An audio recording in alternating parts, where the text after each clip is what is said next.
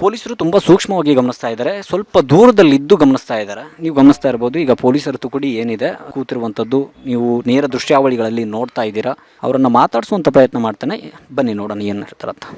S ವೀಕ್ಷಕರೇ, ಅವರಿಗೆ ಹೈಕಮಾಂಡ್ನ permission ಬೇಕಿತ್ತು, ಹಾಗಾಗಿ ಅವರು ಬೈಟ್ಗಳನ್ನ ಕೊಡೋದಕ್ಕೆ ಏನಾಗ್ತಿದೆ ಅನ್ನೋದ್ರ ಬಗ್ಗೆ ಮಾಹಿತಿಯನ್ನು ಕೊಡೋದಕ್ಕೆ ಹಿಂಜರಿತವನ್ನು ಮಾಡಿರುವಂಥದ್ದು ಪೊಲೀಸರು ಕೂಡ.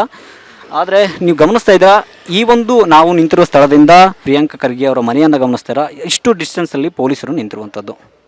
ಪ್ರಿಯಾಂಕ ಖರ್ಗೆ ಅವರ ಮನೆಯಿಂದ ಪೊಲೀಸರು ಇಷ್ಟು ಡಿಸ್ಟೆನ್ಸಲ್ಲಿ ಕೂತಿದ್ರೆ ಅಲ್ಲಿ ಆಗುವಂಥ ಚಟುವಟಿಕೆಗಳ ಬಗ್ಗೆ ಹೇಗೆ ಗಮನಿಸಲಿಕ್ಕೆ ಸಾಧ್ಯ?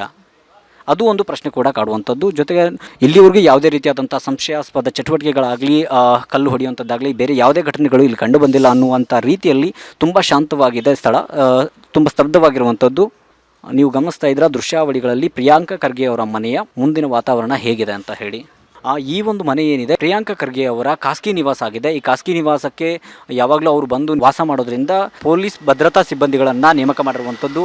ಇದರಿಂದಾಗಿ ಯಾವುದೇ ರೀತಿಯಾದಂತಹ ತೊಂದರೆಗಳನ್ನು ಮುಂಜಾಗ್ರತವಾಗಿ ತಡೆಯುವಂಥ ಕ್ರಮಗಳನ್ನ ಮಾಡಿದ್ದಾರೆ. ಇದ್ರ ಜೊತೆಗೆ ನೋಡೋದಾಯಿತು ಅಂತಂದೇಳಿದರೆ, ಈ ಒಂದು ಇಶ್ಯೂಗೆ ಸಂಬಂಧಪಟ್ಟ ಹಾಗೆ ಏನು ಪ್ರಿಯಾಂಕ ಖರ್ಗೆ ಅವರು ವಿಡಿಯೋ ಮತ್ತು ಆಡಿಯೋನ ಶೇರ್ ಮಾಡಿದರು, ಅದಾದ ನಂತರ ಗೃಹ ಸಚಿವರಾದಂತಹ ಡಾಕ್ಟರ್ ಜಿ ಪರಮೇಶ್ವರ್ ಅವರು ಕೂಡ ಹೇಳಿಕೆಯನ್ನು ಕೊಟ್ಟಿದ್ದಾರೆ. ಈ ಒಂದು ವಿಚಾರಕ್ಕೆ ಸಂಬಂಧಪಟ್ಟ ಹಾಗೆ ನಾವು ಕೂಲಂಕುಷವಾಗಿ ತನಿಖೆಯನ್ನು ಮಾಡಿಸ್ತಾ ಇದ್ದೇವೆ.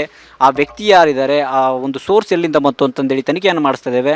ಆ ವ್ಯಕ್ತಿಗಳು ಯಾರೇ ಆಗಿರಲಿ ಅವರಿಗೆ ಕ್ರಮವನ್ನು ತೆಗೆದುಕೊಳ್ತೇವೆ, ಕಾನೂನು ಕ್ರಮವನ್ನು ತೆಗೆದುಕೊಳ್ತೇವೆ ಅಂತಂದು ಹೇಳಿ ಕೂಡ ಆಶ್ವಾಸನೆಯನ್ನು ಕೊಟ್ಟಿರುವಂಥದ್ದು. ನೋಡೋಣ ಯಾವ ರೀತಿಯಾದಂಥ ಕ್ರಮಗಳು ಕಂಡು ಬರ್ತವೆ, ಯಾವ ರೀತಿಯಾದಂಥ ಚಟುವಟಿಕೆಗಳು ಅಥವಾ ಯಾವ ರೀತಿಯಾದಂಥ ಕ್ರಮಗಳನ್ನ ರಾಜ್ಯ ಸರ್ಕಾರ ತೆಗೆದುಕೊಳ್ಳುತ್ತೆ ಅನ್ನೋದನ್ನು ಕಾದು ನೋಡಬೇಕಾಗಿದೆ. ಎಸ್ ವೀಕ್ಷಕರೇ, ಇವತ್ತು ಕರ್ನಾಟಕದಲ್ಲಿ ತುಂಬ ಚರ್ಚೆ ಆಗ್ತಿರುವಂಥದ್ದು RSS. ಎಲ್ಲಿ ನೋಡಿದರೂ RSSನ ಸುದ್ದಿಗಳು ಕೇಳಿಬರ್ತಾ ಇದೆ.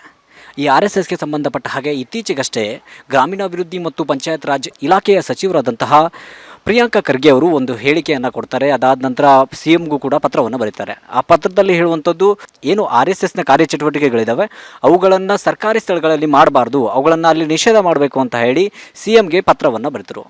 ಅದಕ್ಕೆ ಸಂಬಂಧಪಟ್ಟ ಹಾಗೆ ಕೆಲವೊಂದಿಷ್ಟು ಪರ ವಿರೋಧಗಳು ಎಲ್ಲ ಕಂಡು ಬರ್ತಾ ಇದ್ದಾವೆ. ಜೊತೆಗೆ CT ರವಿಯವರು ಕೂಡ ಹೇಳಿದ್ದು ಈ ಒಂದು ಪತ್ರದ ಕುರಿತು ಸಾಮೂಹಿಕ ಚರ್ಚೆಗೆ ಬರಬೇಕು ಅಂತಂದು ಹೇಳಿ ಹೇಳ್ತಾರೆ. ಜೊತೆಗೆ ಇನ್ನೂ ಒಂದಿಷ್ಟು ಜನ ಇದನ್ನು ಒಪ್ಕೋಬಾರ್ದು ಅನ್ನುವಂಥ ಹಲವಾರು ಚರ್ಚೆಗಳಿದ್ದಾವೆ. ಇದರ ಜೊತೆಗೆ ಬಹುಮುಖ್ಯವಾಗಿ ಇತ್ತೀಚೆಗೆ ಮತ್ತೆ ಏನಾಯ್ತಪ್ಪ ಅಂತಂದು ಹೇಳಿದರೆ, ಪ್ರಿಯಾಂಕ ಖರ್ಗೆ ಅವರೇ ವಿಡಿಯೋ ಮತ್ತು ಆಡಿಯೋವನ್ನು ಶೇರ್ ಮಾಡ್ತಾರೆ. ಏನು ಆಡಿಯೋ ಅಂತಂದು ಹೇಳಿದರೆ, RSSನ ಒಬ್ಬ ಸ್ವಯಂ ಸೇವಕ ಅಂತ ಎನಿಸಿಕೊಂಡವರು ಇವರಿಗೆ ಕಾಲ್ ಮಾಡುವಂಥದ್ದು ಹಿಂದಿ ಭಾಷೆಯಲ್ಲಿ ಅವ್ರ ಜೊತೆ ಮಾತಾಡ್ತಾರೆ.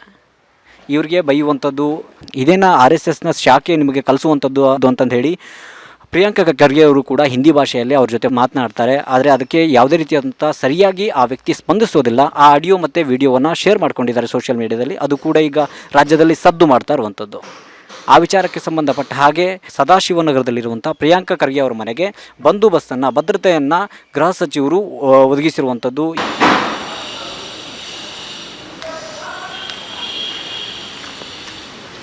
ಕ್ಯಾಮ್ರಾಮನ್ ಸತೀಶ್ ಜೊತೆ ರಿಪೋರ್ಟರ್ ಶಿವರಾಜ್ ಎಂಕೆ, ವಿಜಯವಾಹಿನಿ, ಬೆಂಗಳೂರು. ನಮ್ಮ ವಿಜಯವಾಹಿನಿ ನ್ಯೂಸ್ ಚಾನೆಲ್ನಲ್ಲಿ ಪ್ರಮೋಷನ್, ಜಾಹೀರಾತು, ಅಡ್ವರ್ಟೈಸ್ಮೆಂಟ್ ನೀಡಲು ಸಂಪರ್ಕಿಸಿ 9535808456.